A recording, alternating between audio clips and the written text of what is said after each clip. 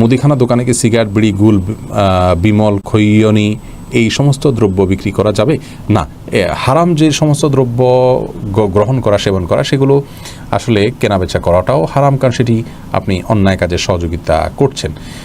এই জন্য উচিত হলো এগুলোকে বর্জন করা, অ্যাভয়েড করা এবং লিখে দেয় এগুলো আমরা বিক্রি করি না। এতে হয়তো কিছু কাস্টমার কমবে, কিন্তু ইনশাআল্লাহ বিদিনিল্লাহ আল্লাহ তাআলা বরকত দিবেন।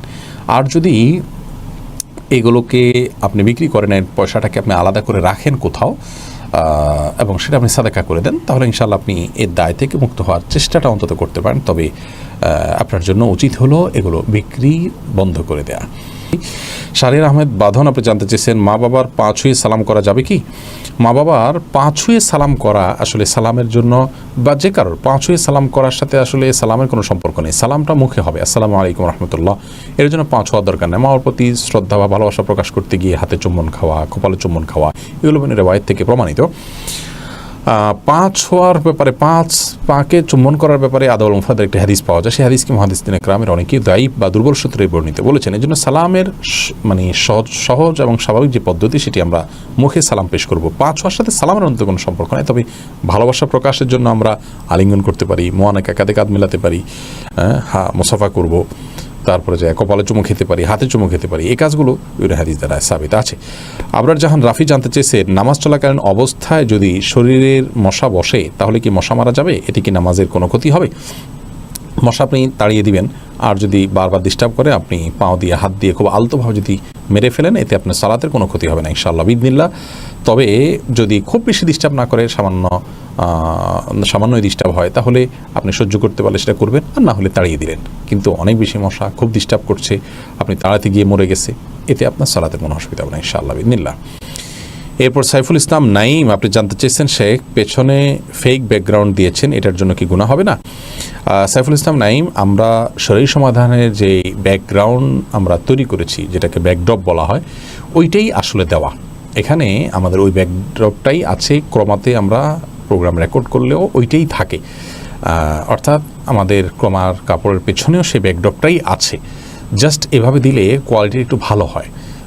এর মানে হলো এই ধরনের ব্যাকড্রপ আমাদের নাই, আমরা তারপর দেখাচ্ছি ব্যাপারটা সেরকম না, এই ব্যাকড্রপ আমাদের আছে। এটা হলো প্রথম কথা। দ্বিতীয় কথা হলো যে এটা আসলে প্রতারণার মধ্যে পড়বে না, কারণ প্রথমত এর মধ্যে কারোর ক্ষতি এখানে নিহিত নাই। আর দ্বিতীয়ত বিষয় হলো যে এখন আমাদের এই উন্নত প্রযুক্তির এই যুগে সবাই কমবেশ আমরা জানি যে গ্রিন স্ক্রিনে কীভাবে রেকর্ড করে সেটাকে ক্রমার এই প্রযুক্তির মাধ্যমে কীভাবে সেটা ব্যাকড্রপ চেঞ্জ করা হয়, এবং ব্যাকড্রপ পরিবর্তিত যে প্রোগ্রাম সেগুলো মানুষ জানে, বুঝে, বিধায় এখানে আসলে জাস্ট আপনার কি বলে এটাকে সফটওয়্যারের মাধ্যমে এটাকে পরিবর্তন করে সৌন্দর্য বর্ধন করা হয়। এখানে প্রথমত বিষয়টি জানেন সবাই, এটা মানে অপ্রকাশ্য কোনো কিছু নয়।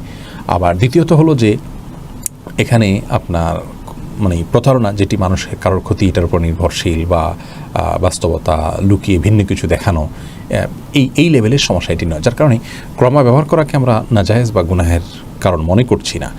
যদিও এই বিষয়ে আমাদের কাছে এর আগে অনেকে বিশেষ নজরে এনেছেন, আমরা এটা নিয়ে ভেবেছি, কিন্তু আমাদের কাছে মনে হয়নি এর কারণে শরিয়া লঙ্ঘন হয়।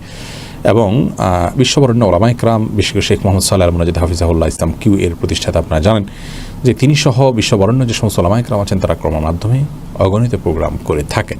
এখান থেকে বোঝা যায় যে বিষয়ে তাদের অবস্থানও জায়েজ হওয়ার ব্যাপারে আমাদের অবস্থানের মতোই। এরপরে কাকলি শেখ জানতে চেয়েছেন, গোসলের ফরজ আদায় না করলে কি গোসল হবে না? অবশ্যই আদায় হবে না। গোসলের যদি ফরজ আপনি আদায় না করেন তাহলে গোসল হবে কীভাবে? ধরুন আপনার পুরো শরীরের একবারে মাথা থেকে পা পর্যন্ত সব জায়গায় পানি পৌঁছানো, বাহ্যিক যে অংশগুলো আছে, এটা ফরজ। এখন এই ফরজটা যদি আপনি আদায় না করেন, কোনো এক জায়গায় শুকনা থেকে যায়, তাহলে তো গোসল হবে না। ওই জায়গা ধোয়ার আগ পর্যন্ত গোসল পূর্ণাঙ্গতা পাবে না। এমনি সিয়ামুর রহিম জানতে চেয়েছেন, মায়ের বয়সী মহিলাদের সাথে কি সালাম বিনিময় করা যাবে?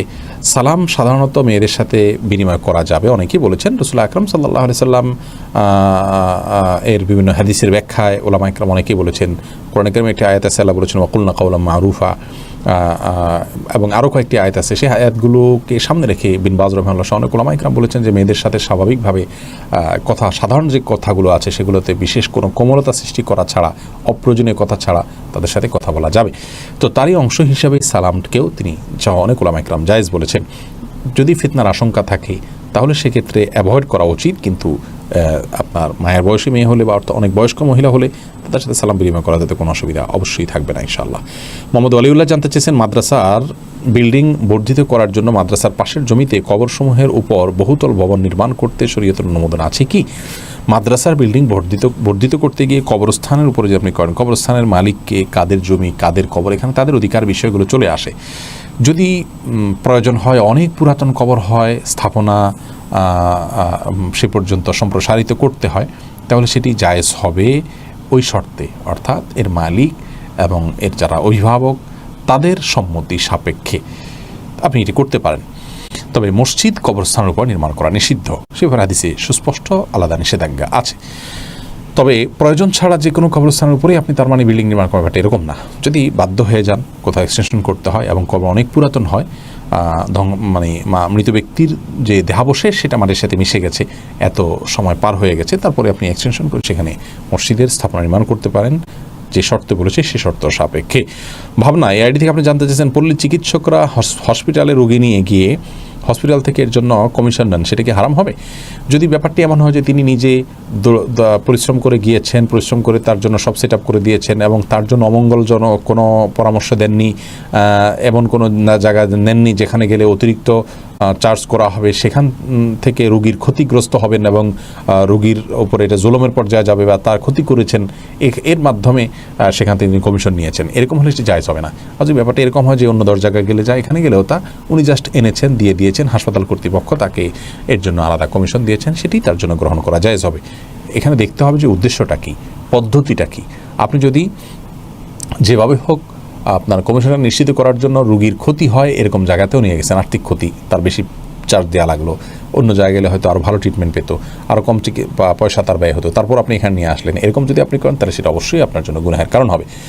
আর যদি এরকম না করেন, বরং আপনি তার জন্য স্বাভাবিক যে পথ প্রদর্শন সেটি আপনি করেছেন, কিন্তু আপনি যে দৌড়াদৌড়ি করেছেন, পরিশ্রম করেছেন, এটার জন্য আপনি পারিশ্রমিক নিয়েছেন, সেটার জন্য জায়েজ হবে আপনার পারিশ্রমিক নেওয়া। কিন্তু আপনি যদি শুধুমাত্র রেফার করে দিয়েছেন আর পারিশ্রমিক নিয়েছেন, সেটা জায়েজ নয়, কারণ এটাকে উজরা বিলা আমল শরিয়াত বলে, অর্থাৎ শ্রম দেয়া ছাড়া পারিশ্রমিক গ্রহণ করা।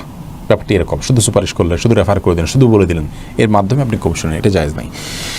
এরপরে এমডি মিজানুর রহমান হিম আপনি জানতে চেয়েছেন, পোশাকে যদি চাঁদ বা সূর্যের ছবি থাকে, সেই পোশাক পরে কি নামাজ আদায় করা যাবে? চাঁদ বা সূর্যের ছবি থাকলে সেটা পরে সালাত আদায় করতে কোনো অসুবিধা নেই। তবে অন্য মুসল্লিদের সালাতের তাদের মনোযোগ নষ্ট হতে পারে এরকম বেশি চাকচক্যপূর্ণ পোশাক আপনার পিঠে, বুকে আজকাল দেখা যায় অনেকে পরেন, এগুলো সালাতের মধ্যে না পড়াই উচিত বা উত্তম, কিন্তু সালাত হয়ে যাবে ইনশাআল্লাহ বিদিনিল্লাহ, কারণ এটা প্রাণীর কোনো ছবি নয়। এমডি আইয়ুব আলী আনসারি জানতে চেয়েছেন, প্রবাসী যদি মালিক ছেড়ে দিয়ে অন্য জায়গায় কাজ করে তার উপার্জন কি হালাল হবে?